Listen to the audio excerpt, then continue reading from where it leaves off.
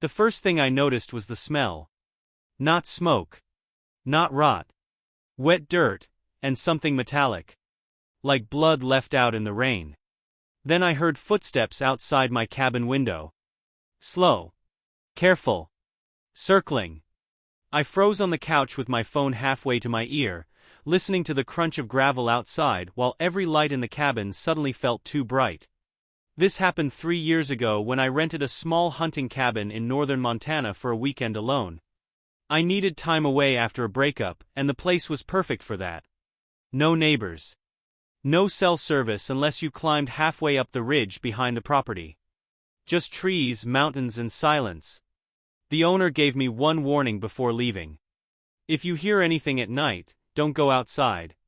He laughed after saying it like it was a joke. At the time I laughed too. The first day was normal. I unpacked my food, explored the trails nearby, and spent most of the evening reading while rain hit the roof. The cabin itself was old. One floor. Wooden walls thin enough to hear the wind outside.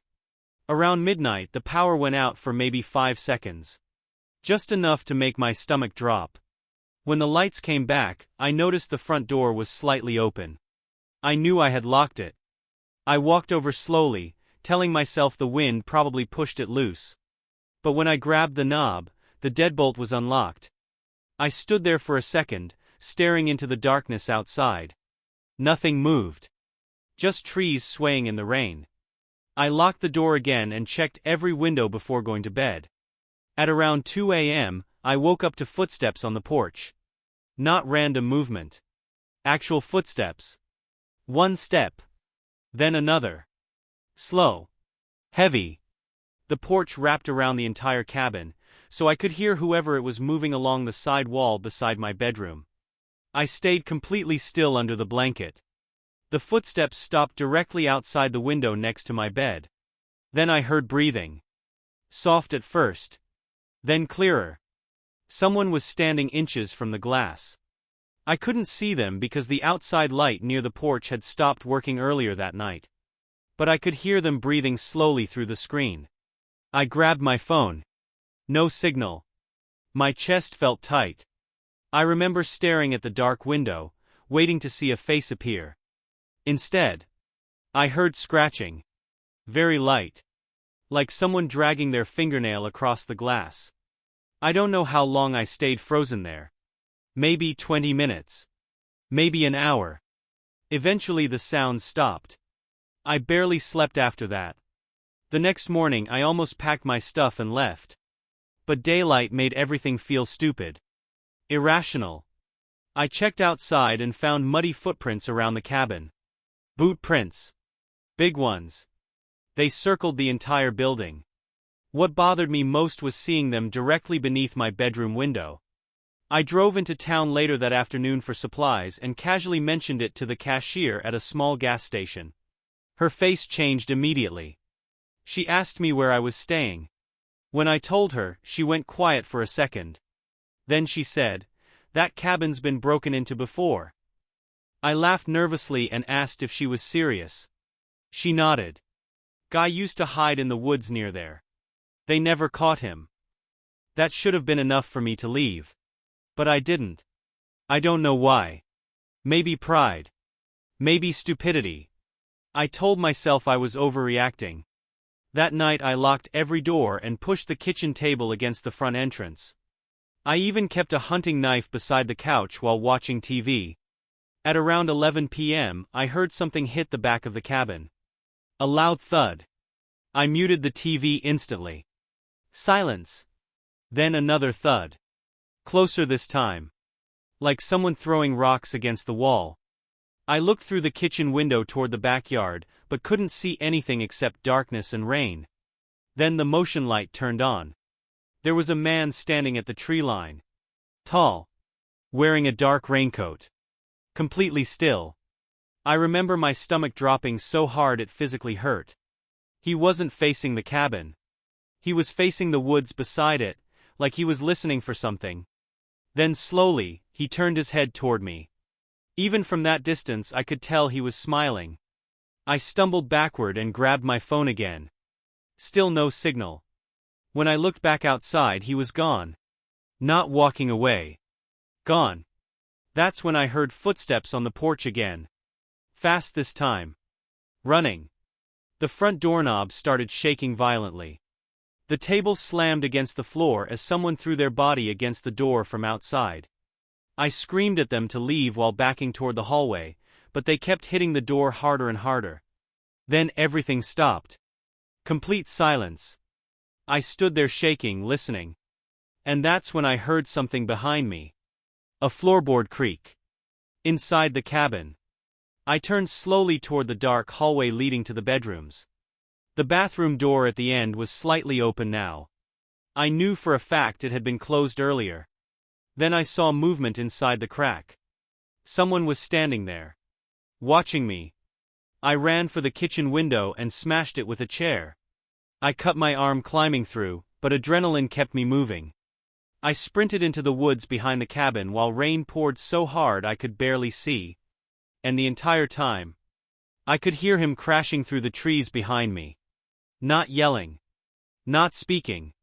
Just chasing me. I finally reached my truck near the road and locked myself inside. My hands were shaking so badly I dropped the keys twice before starting the engine.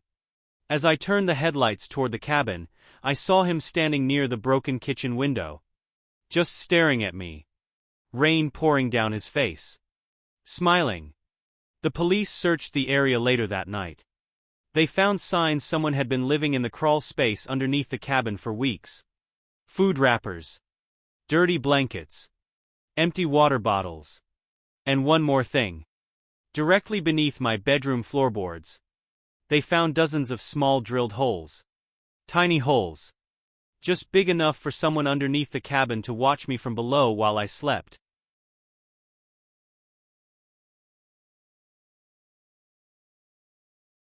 I woke up because someone was knocking on the cabin window. Not the door, the window beside my bed. 3 slow taps. Tap. Tap. Tap. At first I thought I was dreaming. My eyes were still blurry, and the room was completely dark except for the weak blue light from the dying fireplace. I stayed still, listening. Nothing. Then I heard footsteps outside. Crunching through the snow. Slow. Heavy. Careful. I sat up so fast the blanket slipped onto the floor. My heart started pounding immediately because nobody was supposed to know I was there. The cabin belonged to my uncle. It sat deep in the mountains, almost 2 hours from the nearest town. No neighbors. No signal. Just endless trees and one frozen road leading in and out.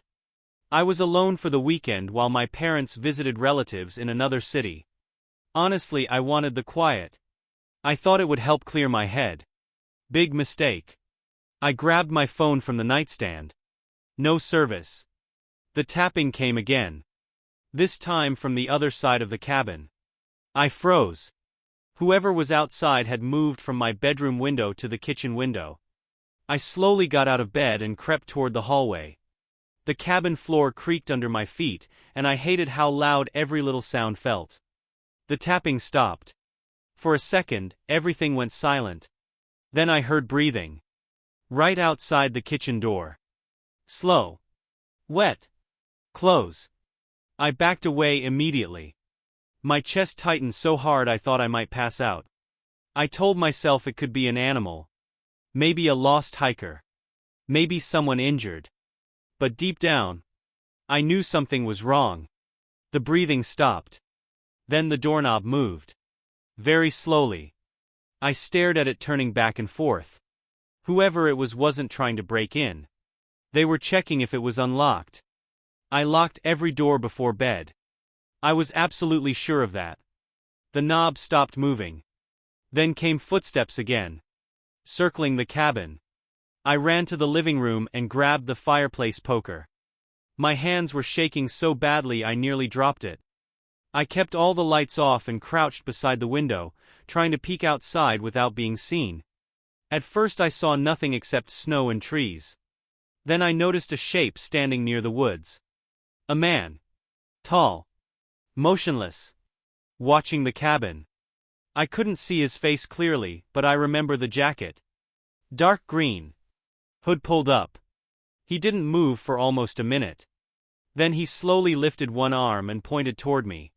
I dropped down instantly. Every part of my body went cold. He knew exactly where I was. I stayed hidden for maybe 10 minutes. Maybe longer. I honestly don't know. Time felt strange. The silence outside became unbearable. Then I heard something that made my stomach turn. Footsteps. Inside the cabin. Not outside. Inside. One step. Then another. Slowly crossing the kitchen floor. I almost stopped breathing. I knew every door was locked. Every window too. But someone was walking around inside my uncle's cabin like they belonged there. The footsteps moved closer to the hallway.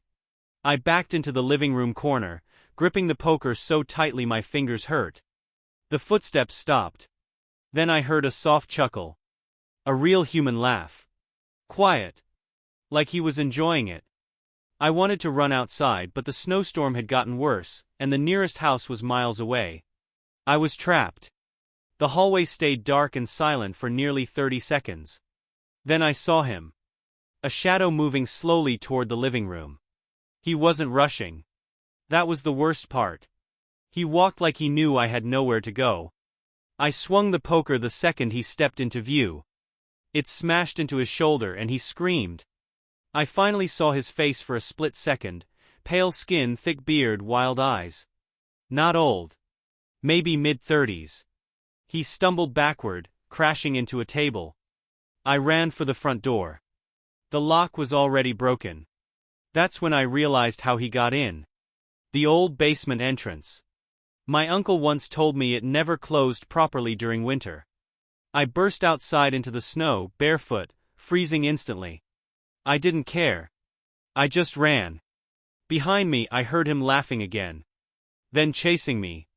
The snow reached almost to my knees, slowing me down. Trees scratched my face while I pushed deeper into the forest. I could hear him crashing through the snow behind me the entire time. Closer. Closer. Then suddenly. Silence. I stopped and looked around. Nothing. Only trees. Only darkness. My breathing sounded painfully loud. I thought maybe I lost him. Then I looked down. Fresh footprints. Right beside mine. Not behind me. Beside me. He had been walking next to me through the trees the entire time without making a sound. I turned slowly, and saw him standing only a few feet away. Smiling. Holding my phone in his hand. He must have taken it from the cabin. "You shouldn't stay here alone," he said calmly. Then he lunged at me. I don't remember much after that. Just falling backward into the snow and screaming while we fought. Somehow I grabbed a rock and smashed it into his face over and over until he stopped moving.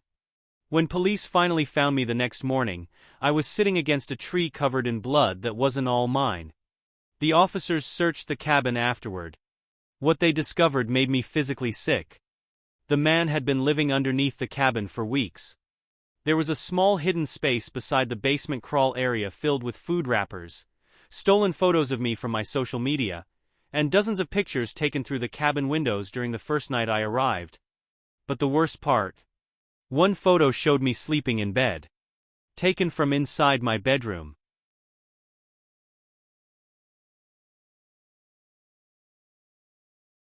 The knocking started at exactly 2:13 a.m. Not loud. Not desperate. Just 3 slow taps on the cabin door, like whoever was outside already knew I was awake.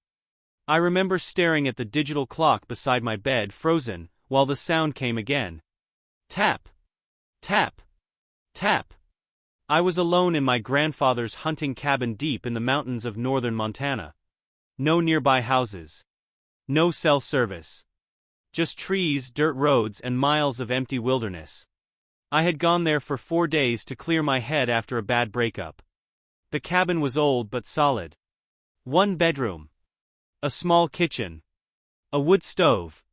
My grandfather used it during hunting season before he died. The first 2 nights were peaceful.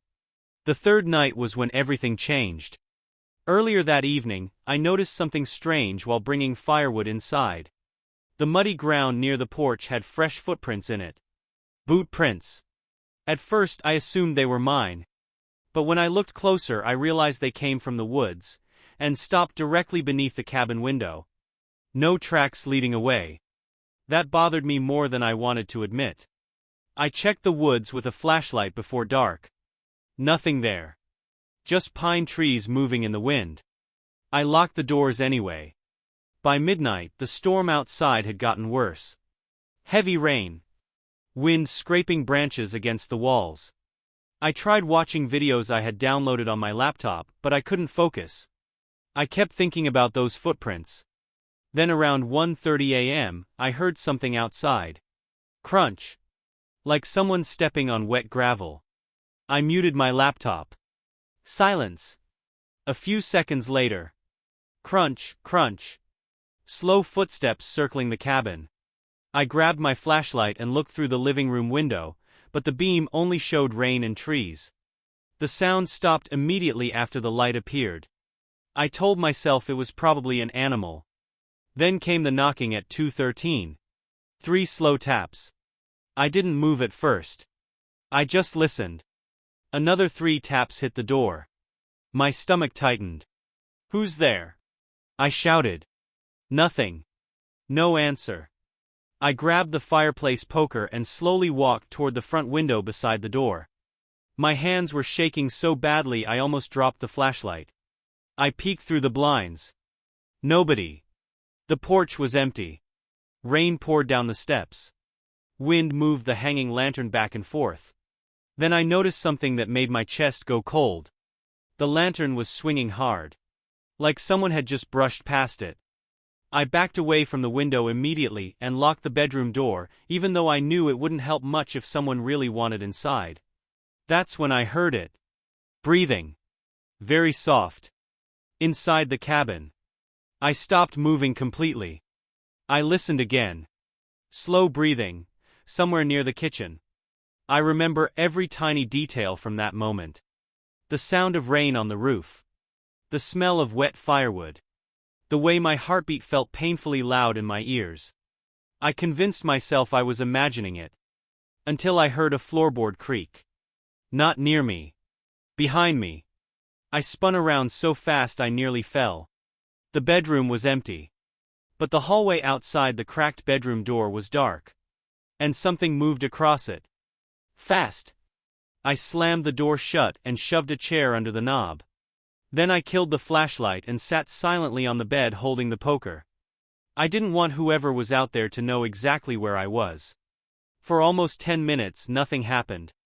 Then came the sound that still messes me up today. A quiet chuckle. Right outside the bedroom door. Not loud. Not crazy sounding. Just a low laugh, like someone enjoying themselves. I couldn't breathe. The chuckle stopped, followed by slow footsteps moving away from the bedroom. Toward the living room. Toward the front door. Then silence again. I stayed frozen for almost an hour before finally building enough courage to move. The storm had weakened by then. Dawn was still a couple hours away. I decided I was making a run for my truck. I counted to 3, yanked the bedroom door open and sprinted through the cabin. Nobody there. The front door was slightly open. Just barely. Cold air drifted inside. I ran outside into the mud and reached my truck parked beside the cabin. My hands shook so hard I dropped the keys twice. Then my flashlight beam landed on the passenger side window. There was writing smeared across the glass in mud. "I know you're alone." I jumped into the truck and locked the doors immediately. That's when I saw him. A figure standing between the trees about 30 yards away. Tall. Motionless. Watching me. The headlights weren't on yet, but I could still make out the outline of a man wearing a dark rain jacket. He didn't move. Didn't wave. Just stood there. I started the engine and reversed so fast I nearly hit a tree. Gravel sprayed everywhere as I turned onto the dirt road. And then, headlights appeared behind me. Someone else had a vehicle hidden in the woods. They started following me. The road off the mountain was narrow and dangerous, especially after rain. My truck slid constantly through the mud while the vehicle behind me stayed close. Too close. Its headlights filled my mirrors the entire way down. I drove like a maniac for almost 15 minutes before finally reaching the highway. The moment other cars appeared, the vehicle behind me slowed down. Then turned around. Just like that. Gone. I reported everything to the sheriff later that morning. They searched the cabin area but found almost nothing. Almost. Near the back of the cabin, hidden under the window outside my bedroom, they found a soaked sleeping bag, food wrappers, cigarette butts, and empty water bottles. Someone had been living there in the woods. Watching me. The sheriff believed whoever it was had probably been staying around abandoned hunting cabins for weeks, breaking in whenever owners were gone. But the part that still destroys me happened afterward. While checking the cabin, one deputy found muddy footprints under my bed. Not beside it. Under it. Meaning at some point during the night, while I was sitting on top of that mattress terrified, that man had been hiding inches beneath me the entire time.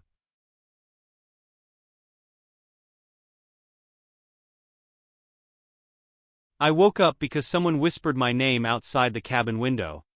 Not yelled. Not spoken normally. Whispered, slowly, like they were testing how close they could get before I noticed. At first I thought I was dreaming. The room was completely dark except for the dying orange glow from the fireplace. Snow tapped softly against the windows. The mountains around the cabin were silent. Then I heard it again. Ethan. I froze so hard my neck hurt. Nobody was supposed to know I was there. 3 years ago, my uncle let me use his hunting cabin deep in the mountains of Montana while he was overseas for work. The place sat miles away from the nearest road. No signal. No neighbors. Nothing except trees, snow, and silence. I went there alone for 4 days to clear my head after a breakup. I figured isolation would help. The first day was fine. The second day felt strange. I started noticing footprints around the cabin. At first I assumed they were mine until I realized the prints circled the cabin completely. Slow. Careful. Like someone had walked around studying it. I told myself they were old tracks. Maybe my uncle's. But that night while making coffee I noticed something worse. A fresh footprint outside the kitchen window. One print. Facing inward. Like someone had stood there watching me. I remember staring at it for almost a minute, trying to calm myself down. I even laughed a little because I felt stupid for getting nervous over a footprint. Then I noticed there were no tracks leading away from it. Just that single print. The woods behind the cabin were thick and dark. Snow covered everything. If someone had walked away, I would have seen it. That was the first moment I truly felt uncomfortable. I locked the doors after that. Around midnight, I heard movement outside. Crunch. Crunch. Slow footsteps in the snow. They circled the cabin once. Then stopped directly outside my bedroom wall. I held my breath. Nothing happened for maybe 30 seconds. Then, tap. A single knock on the wall beside me. I grabbed the rifle my uncle kept near the fireplace and waited. My heart was pounding so hard I could hear it. But eventually the footsteps moved away. I barely slept. The next morning I checked outside immediately. No footprints. None. The snow around the cabin was untouched. That should have made me feel better. Instead it terrified me. Because I knew what I heard. By the third night I was ready to leave. A storm had rolled in hard though. Snow was falling so heavily I could barely see beyond the porch. Driving down those mountain roads at night would have been suicide. So I stayed. Big mistake. Around 1 a.m., the generator suddenly shut off. The cabin went black instantly. No lights. No heater. Nothing. Just darkness. I remember hearing the wind outside and underneath it. Breathing. Not mine. Someone else's. Very close. I slowly reached for my flashlight on the table and turned it on. The beam shook in my hand as I swept it across the room. Empty. But then I noticed the front door was slightly open. Just an inch. I know I locked it. The cold air moving through the crack made the curtains sway gently. That breathing sound stopped the second I looked at the door. I didn't move for what felt like forever. Then I heard footsteps upstairs. Slow. Heavy. The cabin had a tiny loft above the living room. Nobody could get upstairs without passing me. Which meant whoever was up there had already been inside before the power died. I pointed the rifle toward the loft stairs. Another step creaked overhead. Then another. The person was moving slowly on purpose. Letting me hear it. I shouted that I had a gun. No response. Just silence again. Then. A soft laugh. Not loud. Not crazy sounding. Quiet. Like whoever it was genuinely enjoyed how scared I sounded. Every instinct told me to run outside, but the storm was brutal. I would have gotten lost in the woods in minutes. So I stayed where I was and waited. 5 minutes passed. Maybe 10. Nothing moved upstairs anymore. Finally, I worked up the nerve to check. I climbed the stairs with the flashlight and rifle pointed ahead of me. The loft was tiny. Just an old mattress and storage boxes. Empty. But one of the boxes had been opened. Inside were old family photos my uncle kept there. The top photo had been placed separately on the mattress. It was a picture of me as a kid. Standing beside my uncle outside that same cabin. Written across my face in black marker were 2 words. Found you. I backed away so fast I almost fell down the stairs. Then I heard movement downstairs. Someone was inside again. I swung the flashlight toward the living room just in time to see a man standing near the fireplace. Tall. Thin. Wearing a snow-covered hunting jacket. His face was hidden by darkness. But I could hear him breathing. I screamed at him to stop moving. He tilted his head slightly, then bolted toward the kitchen. I fired once and missed. The man slammed through the back door into the storm. I chased him outside without thinking. The snow hit my face so hard I could barely see. My flashlight beam bounced wildly through the trees. Then I saw him standing between the pines about 30 yards away. Completely still. Watching me. I raised the rifle again, but before I could aim properly, another voice spoke behind me. Don't. I turned.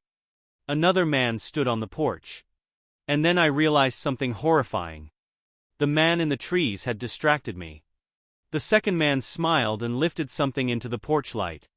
A Polaroid photo. It was me sleeping inside the cabin. Taken that night. Before the power went out. I ran. I didn't even grab my keys. I sprinted blindly into the woods while I heard them crashing through the snow behind me, not yelling, not running hard. Just following me. Like they knew the mountain better than I did. I eventually made it to the main road around sunrise. A snowplow driver found me half-conscious and called the police. They searched the cabin later that day. Inside they found dozens of photos of me. Eating. Sleeping. Looking out windows. All taken from outside the cabin over the previous 3 days. But the worst part wasn't the photos. It was where they found them. Hidden underneath the mattress in the loft. Meaning whoever had been watching me had already been living inside the cabin before I ever arrived.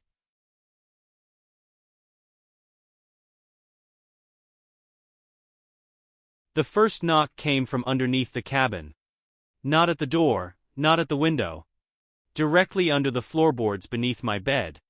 3 slow knocks. Then silence. I froze so hard I could hear my teeth clicking together. I was staying alone in a fire lookout cabin deep in the mountains of northern Idaho. My uncle owned the place and used it during hunting season, but he let me stay there for a week while I worked remotely and got away from the city. The cabin sat completely isolated on a ridge surrounded by miles of forest. No neighbors.